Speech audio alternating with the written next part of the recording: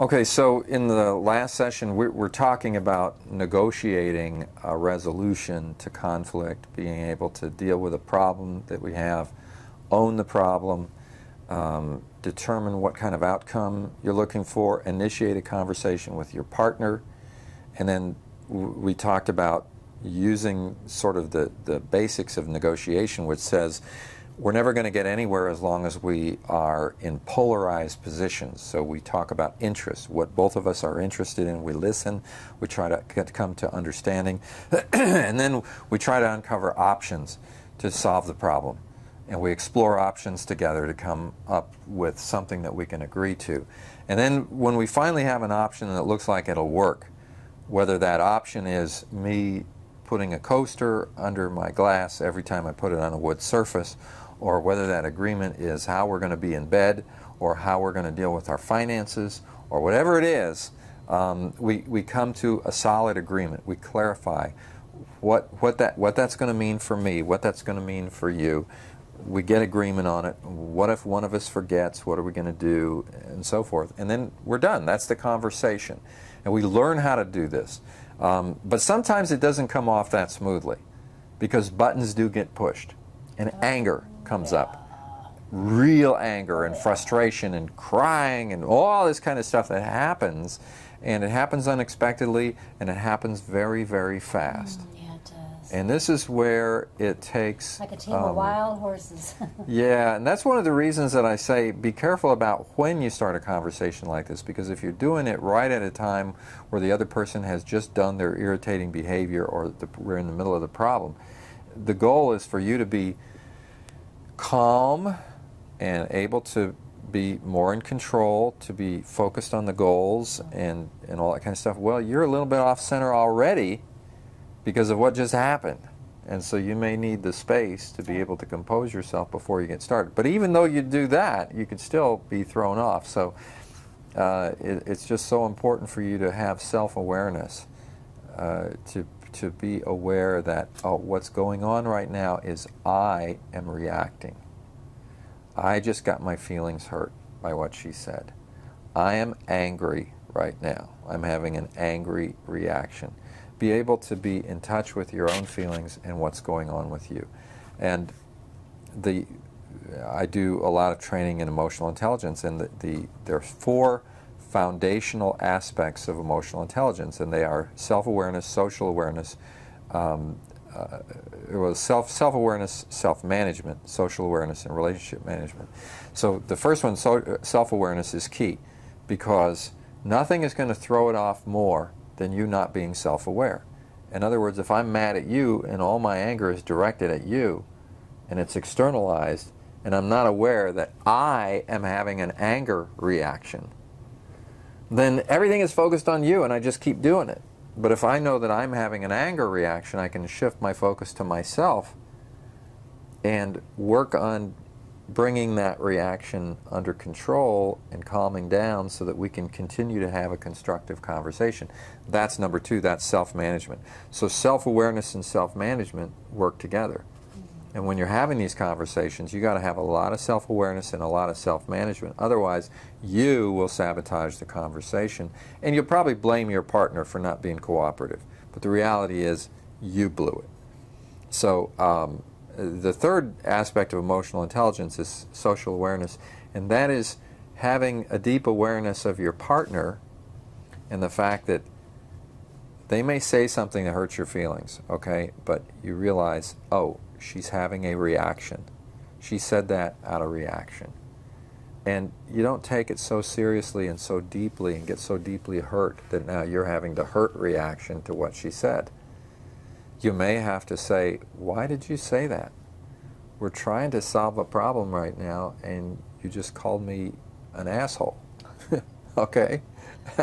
I mean, whatever this, you know, I mean, you sometimes have to call the person on it, but instead, if you just get riled up by what they said, and now, you know, you're calling each other names and screaming at each other, where is it going to go now? It doesn't have a shot. So you keep it from happening. Name calling Let's does bring more it. damage than It's anything. horrible, It's yeah. And so ridiculous. you try to bring it back, reel it back. Okay, yes, that hurt my feelings, what you just said.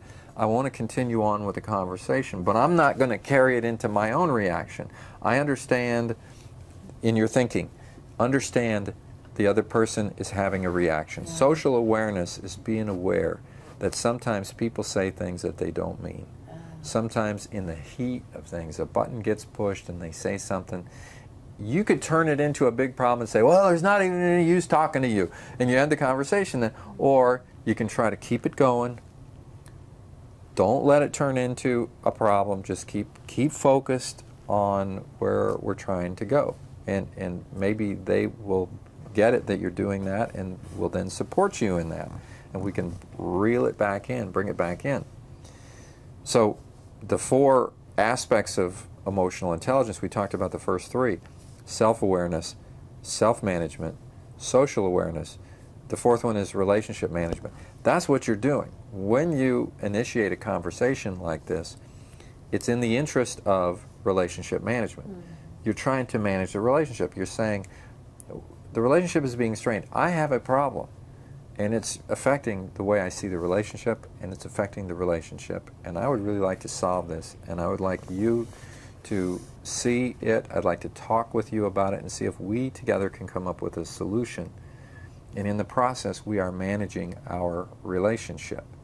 But the other aspect of relationship management is to realize that when you're engaged in a conversation like this, it's all focused on a problem. And sometimes people want to argue about who's right and who's wrong. And this happens a lot. And this is a tendency that I have, that I constantly have to work on. Because my tendency is to bulldoze my way through and say, I'm right, you're wrong, all that kind of thing. And then I'm damaging the relationship. And Evelyn always says to me, when I get caught in that, she says, what is it you say? You're dead right. You're dead right. Yes, she says. Dead She says, right. you're right. You're dead right, and that means you're fighting to prove that you're right. Dead in the head. Okay, you don't have to overdo it. She's saying you're missing the relationship here. You know, if this is about relationship management, you need to do some damage control, because right now you're damaging the relationship. You're not doing it any good in your efforts to prove that you're right. So we have to keep everything in balance and understand that no matter what we're focused on, no matter what the problem is, overall we're working on the relationship. If the relationship doesn't get better as a result of having this conversation, then somehow we miss something along the way. And it's a skill. So hopefully as we practice these things, we get better and better. Well, the thing of it is, I mean, honestly, really we all want love. We want love. We want relationship. And, you know, why not work really hard at it? You know, why do we want to throw our hands up and go, oh, well, I'll just leave it, you know? And we all know that divorce is so prevalent, and it is so unnecessary, because you're just going to have the same problem next time around. Why not work really hard at it? My gosh, you'll work really hard at other things, building something, even a Scrabble game. Sometimes I spend a half hour on a Scrabble game. I mean, you can actually, you know, give it some time. Give it some work. Give it your all. Don't give up on it. You married this person, you know, when you met this person, they were just like the light of your life, you know, and gosh, they were everything. And that hasn't gone away, really.